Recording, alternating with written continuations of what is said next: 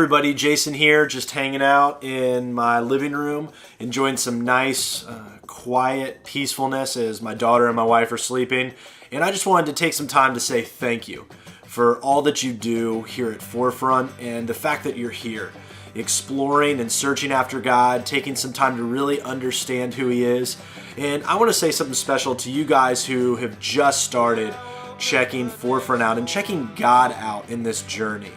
Because, man, I remember when I first started searching after God, and it was really rough and difficult, and I was angry and frustrated with the church and people and Christians, and I so desired a place where I could search God out and find out what He wanted to do in my life, and how He had moved and sent His Son and all these different things that I had no idea about until I finally found a place where they could just paint the picture and tell the story in a language that I could understand. And so I'm glad that you're here, and even for those of you who have been here a long time, I'm glad that you're here serving and giving to God and being part of this amazing work.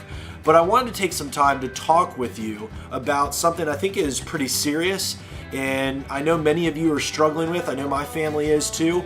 But before we get into that, it might take a little bit, so why don't you take this little intermission.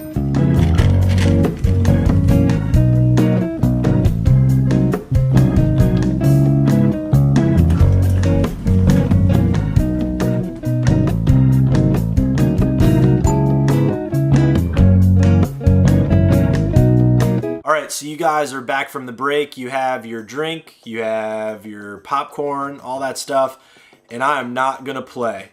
This is take number 46. So I am not going to run through the entire script and what I've written down and all these things, because I think we need to talk openly and as a family. And honestly, it's something that I feel real awkward and uncomfortable about talking about, but it's the idea of finances.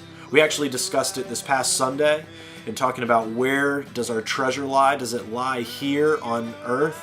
Or do we strive to place our treasure in things that are eternal? And when I came on 3 years ago, we started a couple of campuses. We ended up going from 1 to 3 campuses, and we were doing great and planning out our resources, but we saw the economy take a downturn. I mean, it was something that nobody expected. And a year ago, when I came on as the lead pastor, I answered the call to lead this body of believers here at Forefront. The leadership told me, they said, Jason, our finances are really tight right now, and we have to make some tough decisions as a church. And so we did. We made some really tough and difficult decisions, but we were able to move some money from savings and work things out to continue to do ministry even in a tight economy.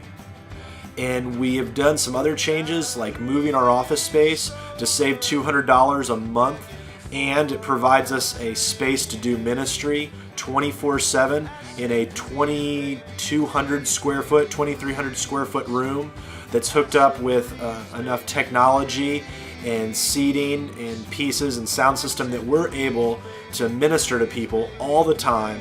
And it's been benefiting your students if you have middle school and high school kids, as well as your children. We've been having children's ministry volunteer training and other things in there. It's been great.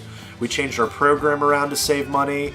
We made some other small, minute changes in our insurances and trailers and other things just to make sure that no cent is going wasted when we do ministry for God. But it was brought to my attention recently from our finance team that they handed me a stack of bills that we owe money to, and it leveled to this, and they said, this is how much money we owe. And then they said, here's the bottom line in our checking account, and it's this, and this, and this just don't add up. And so they said, Jason, here's some time to make some difficult decisions. Maybe we do a campaign, maybe we do this, maybe we cut this, maybe we cut that. And I said, no, we are going to continue to do ministry because God has called us to love Him, to love others, and to turn the world upside down.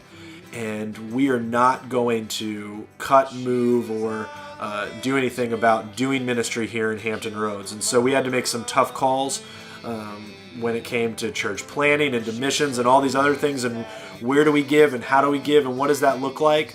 But at the end of the day, we need to bring in every week $10,000. And roughly what we've been bringing in is $8,000.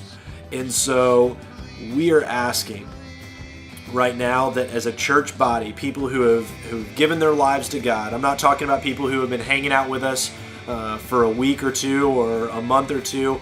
I'm talking about us who have committed our lives to God and to the work that He's doing through His church here at Forefront, to sacrifice, to step up and make some tough decisions as a family as we rally together to continue to do ministry. Because people like Sean, who I baptized this past week, his life is worth it if I need to sacrifice.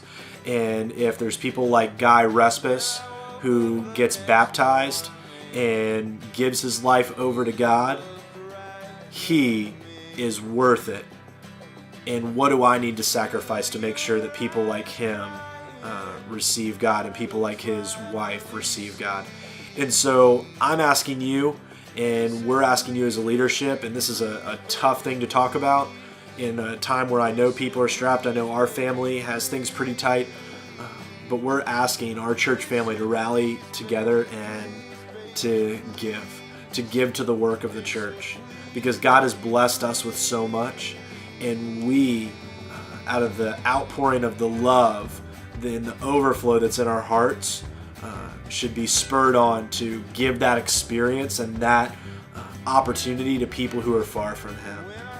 And so this is my plea, State of the Union, my begging, whatever you want to call it. And I'm not worried about the finances. And I told our finance team, I said, God is going to provide. And maybe it's just that people don't know about the need, and so they don't give to the need. And so this is me and the leadership team. We're letting you know that the need is there, and letting you know that we are trying to do everything humanly possible to fight for God's church, to move in God's church. And we're not closing our doors. We're not doing anything like that, but we know that this time and this season is tough for everyone. But we also know that there are people out there who need God and who are far from Him and need to hear this message. And so we're encouraging everybody from now till December to reach and see, what can we do? What can we sacrifice to make sure that God's church is moving here through Forefront, and that His mission is moving through our community and throughout this world. And we'll continue to do other things like reach Vietnam and Mexico and the homeless in our area. But right now, we're trying to make ends meet and to be able to do ministry in the best way possible. And so I'm asking that we rally together as a family, as a body of believers, behind God's mission, behind God's heart, and love Him and love other people, and give to the causes we turn the world upside down. So thanks for listening. Thanks for hanging out. I appreciate you guys. I love you guys. And I can't wait to see you on Sunday as you get to see the last week of 30 Days to Live, where I hear that there's funeral type stuff and Death is riding the skateboard and hanging out at the beach. And yeah, it might sound crazy, but invite your friends. I promise you it's going to be off the hook and you're going to enjoy it. So I can't wait to see you guys. And so I'll check you on Sunday. You guys have a great week. I'll see you later.